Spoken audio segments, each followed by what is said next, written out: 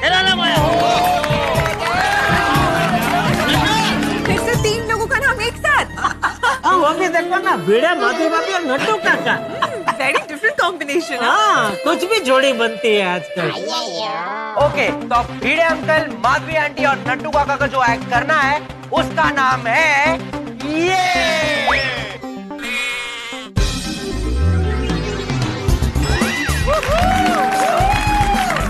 भिड़े के पहले मुजरिम क्यों लिखा है भाई? हाँ? नहीं, भिड़े अंकल सिर्फ एक्ट है। बोला वो मुझे भी पता है ये एक्ट है, लेकिन मुजरिम भिड़े क्यों? जज भिड़े हाजिर हो क्यों नहीं? क्योंकि जज नट्टू काका है। ओह अच्छा, ओके। अरे वाह, मैं जज। बचपन में मेरे पापा की बहुत इच्छा थी कि मैं पढ़ लिख कर जज बनूं। आज मैं बन गया, पापा की इच्छा पूरी हो गई। पापा हैप्पी। तो वकील भिड़े क्यों नहीं? क्योंकि वकील माधवी आंटी है वकील साहिबा। और सिर्फ मुजरिम ही बचा था। नहीं, लेकिन मुझे मुजरिम नहीं बनना है। हाँ कोई बात नहीं भाई, फोर्स मत करो। तुझे पक्का मुजरिम नहीं बनना है? नहीं। ठीक है, तो फिर 51,000 फाइन भर दे भाई। बेटा टप्पू, बेटा काट 51,000 का इसका चालान काट। अहो त्यापेक्षा चला ना। हाँ नहीं, मुजरिम भिड़े हाजिर है। अच्छा किया जेठिया, तूने अच्छा किया।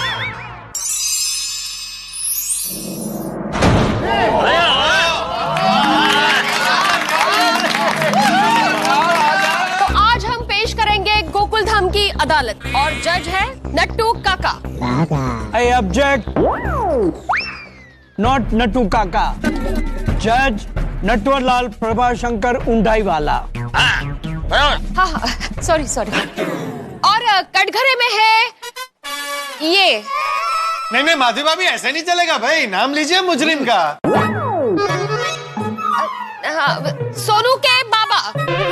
नहीं ऐसा नहीं चलेगा भाई, मुजरिम का नाम लेना पड़ेगा। ये क्या होता है? अगं ईशा, नाव कसं घेऊ? अरे ये कसं ही कोई माधवी एक्ट चालू है, एक्ट नाम तो लेना पड़ेगा ना। 51,000 का फाइन है। Okay fine. Fine okay? नाही हो, फाइन ओके, मी नाव घेते असं। तो कटघरे में खड़े हैं श्री आत्माराम तुकाराम भिड़े जी। गोकुलधाम सोसाइटी का एकमेव secretary.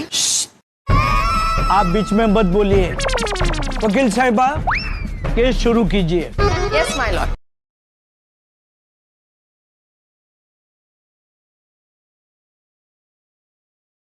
Excuse me, gentlemen. I'm not Nattu Kaka. I'm your honor. आप अपना फोन बंद कर दीजिए, वरना आपको अदालत से बाहर जाना पड़ेगा। वकील साहिबा, केस शुरू कीजिए। Yes my Lord.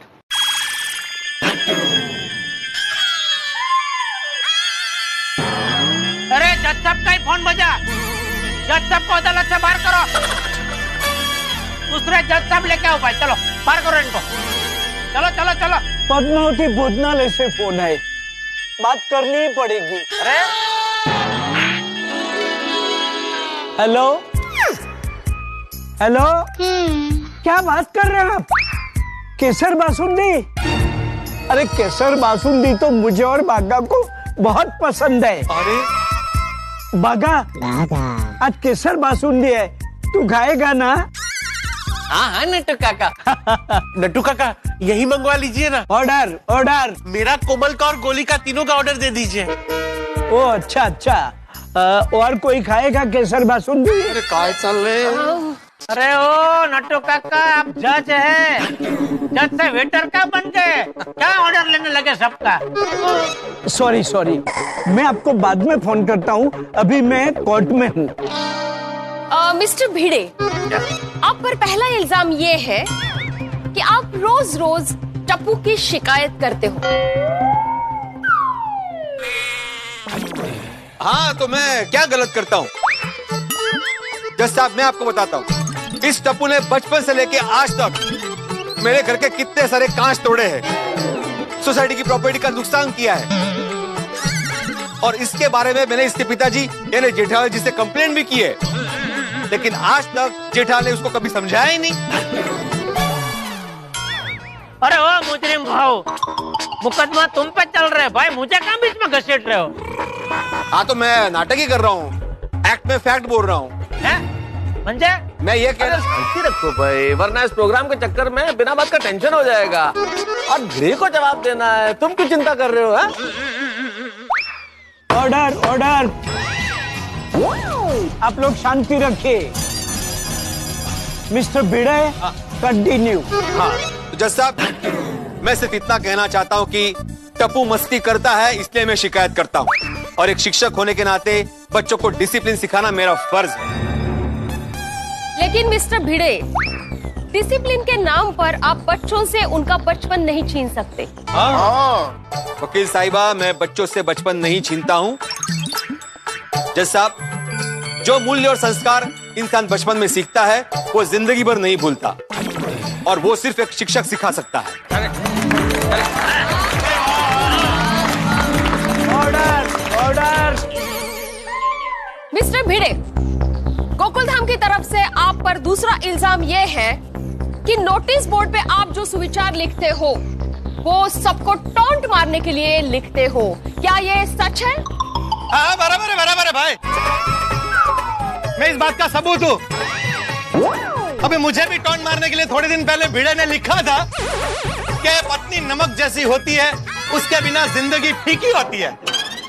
गलत गलत जज साहब, ये बिल्कुल गलत है, सरासर गलत है। जज साहब, मैं किसी पर व्यंग करने के लिए या किसी को सुनाने के लिए सुविचार नहीं लिखता हूँ, और मेरी इस बात से हमारे सोसाइटी के बुजुर्ग शिव चंपकलाल जी भी सहमत है। बोला चाचा जी? हाँ बराबर। अहो मिस्टर भिड़े। हाँ। और जज साहब, लोग अच्छी चीजें सीखे इसलिए मैं सुविचार लिखता हूँ, मेरा और कोई इरादा बिल्कुल नहीं होता। Order order. अगला बड़ा और संगीन इल्जाम आप पर ये है कि बहुत सालों से आप गोकुलधाम सोसाइटी के सेक्रेटरी बनकर बैठे हैं। एकमेव। एकमेव सेक्रेटरी बनकर बैठे हैं। आप इलेक्शन ही नहीं होने देते, मतलब जिससे किसी को सेक्रेटरी बनने का मौका ही नहीं मिलता। क्या ये सच है? वकील साहिबा, कोई और सेक्रेटरी बने इससे मुझे कोई आपत्ति नहीं, लेकिन जज साहब, सोसाइटी के बहुत सारे प्रॉब्लम होते हैं जो एक सेक्रेटरी हैंडल कर सकता है। सोसाइटी में ऐसे कई लोग होते हैं जो बार बार मांगने पर भी सोसाइटी का मेंटेनेंस का चेक टाइम पर नहीं देते, तो मुझे उनके घर जाकर चेक लेना पड़ता है। और मैं ये कहना चाहता हूं कि सोसाइटी में बहुत सारे प्रॉब्लम्स होते हैं। कभी पानी का प्रॉब्लम होता है, कभी इलेक्ट्रिसिटी का प्रॉब्लम होता है। सोसाइटी में बहुत सारे फंक्शंस होते हैं, बहुत सारे काम होते हैं जो मैं टाइम पर करता हूं। फिर भी अगर आपको लगता है कि मैं अपना काम, अपनी जिम्मेदारी ठीक से नहीं निभा पा रहा हूं, तो मैं अभी के अभी मेरे सोसाइटी के सेक्रेटरी पद से इस्तीफा देने को तैयार हूं। जैसा भी अच्छा है। Thank you. That's all my Lord. आहो मिस्टर भिड़े, वो मेरी लाइन है। नहीं, वो तुम बोलो या मैं बोलो, वो माय लॉर्ड सो रहे हैं वहां पे। Oh my God.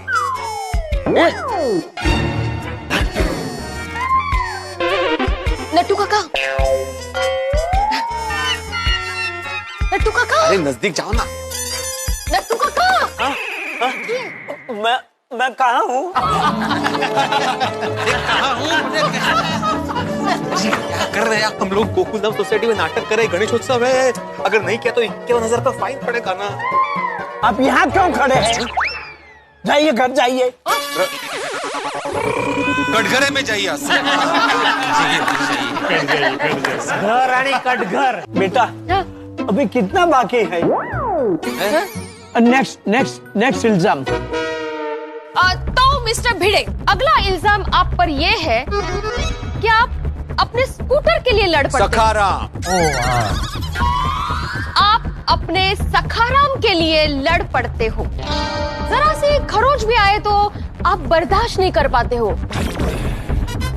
एक सखाराम के लिए इतना प्यार? बिल्कुल जज साहब, मैं बताना चाहता हूं कि मैंने अपने स्कूटर का नाम सखाराम क्यों रखा। सखा मतलब सोबती, सखा मतलब दोस्त। सखाराम सिर्फ स्कूटर नहीं है, मेरा दोस्त है, मेरे बेटे जैसा है, मेरे परिवार का सदस्य है। नहीं बराबर है, लेकिन एक स्कूटर के लिए। सखाराम। अरे हाँ हाँ, सखाराम के लिए तूने सोसाइटी में कितनी बार हंगामा किया है। जज साहब, इसका मैं अच्छे से जवाब दे सकता हूँ, लेकिन इसके लिए मुझे कटघरे से बाहर आने की इजाजत चाहिए। ओहो, ग्रांटेड। Thank you.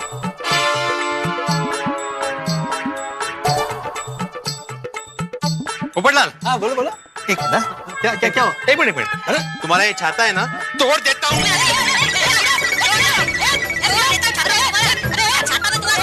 अरे मिस्टर भिड़े, आप केस छोड़ के पकड़ा पकड़ी क्यों खेल रहे हैं? मिस्टर भिड़े,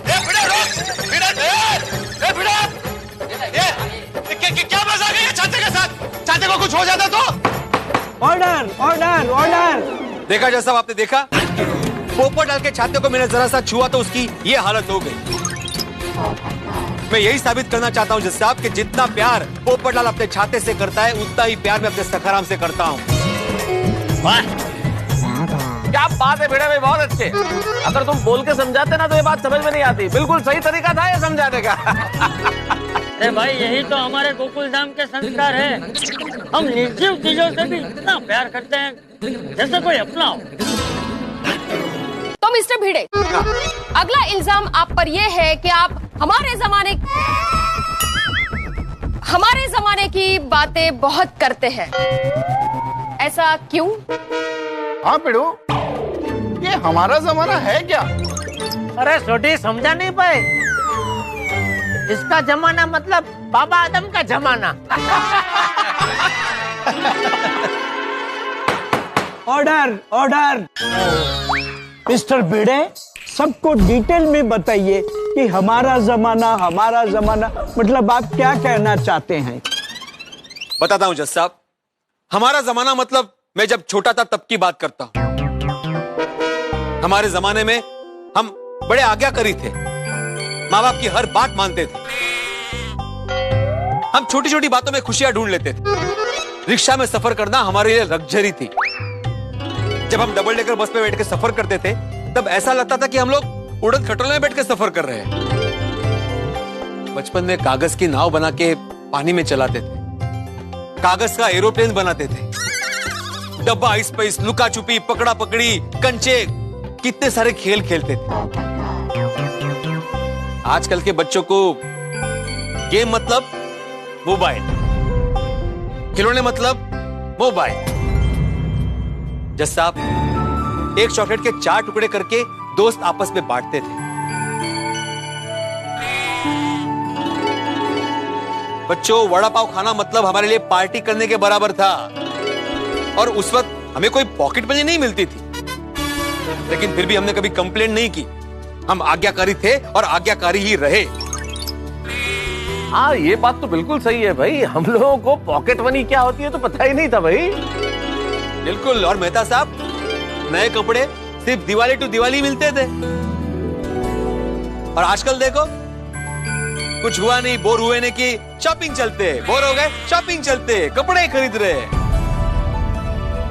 जज साहब, मुझे ऐसा लगता है कि आदमी कितना भी बड़ा क्यों ना हो जाए, उसे अपना बचपन कभी नहीं भूलना चाहिए। बचपन की सुनहरी यादें जिंदगी भर याद रहती। तो जज साहब, प्लीज आपका फैसला सुनाइए। अरे वाह, हो गया बेटा। सारी बातें और दलीलें सुनकर अदालत इस नतीजे पर पहुंची है कि डिसिप्लिन रखना जरूरी है। सुविचार लिखना तो समाज सेवा है, और पुराने जमाने की बातें करना भी कोई गलत बात नहीं है। और अपने स्कूटर से प्यार करना उनका हक है। इसलिए ये अदालत आत्माराम तुकाराम भिड़े को बेकसूर मानकर बाइज्जत बरी करती है। Thank you, thank you, thank you. ये बाबा निर्दोष है। निर्दोष है मुझे बोल्ड है। भिड़े अंकल, अब तो आइसक्रीम पार्टी बनती है। बोया कसला आइसक्रीम, और तुम ये ऐड कर रहे थे हम लोग। मैं तो निर्दोषी हूँ ना। ओ पिड़ो, ओ क्या जोरदार एक्ट किया यार। ओ हमारे आत्माराम तुकाराम भिड़े यानी मेरे प्यारे पिड़ू के लिए जोरदार तालियां।